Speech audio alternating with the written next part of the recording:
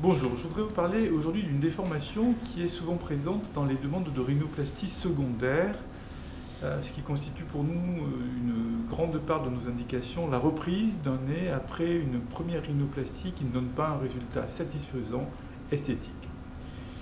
C'est le bec de Corbin. Le bec de Corbin, c'est quoi? C'est que l'on a un excès, alors que le profil a été creusé par le chirurgien ici, on a un excès sur le profil là, qui donne cet aspect un peu de bec d'oiseau, de bec de perruche pour certains.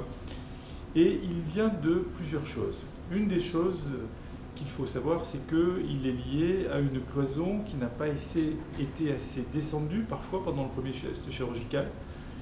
Mais aussi, quand la cloison a bien été descendue, c'est que le chirurgien, en faisant son geste sur la pointe, a affaibli la pointe et la pointe s'est affaissée dans les mois qui suivent et crée un excès relatif de cloison. Dans ces cas-là, la rhinoplastie secondaire peut corriger la déformation en venant réadapter la hauteur de la cloison et venant remonter la pointe. L'autre cas du bec de Corbin qui est très connu, c'est le bec de Corbin cutané, dans les nez à peau épaisse, où là, c'est tout le contraire qu'il faut faire. Il ne faut pas enlever trop de cloison sur le profil, car si l'on abaisse trop la cloison, on va créer un excès de peau relatif trop important et la peau ne se replaquera pas. Donc dans les peaux épaisses, il faut au contraire garder un nez haut. Dans les autres, si on ne veut pas de bec de Corbin, il faut descendre le profil et remonter la pointe. Merci.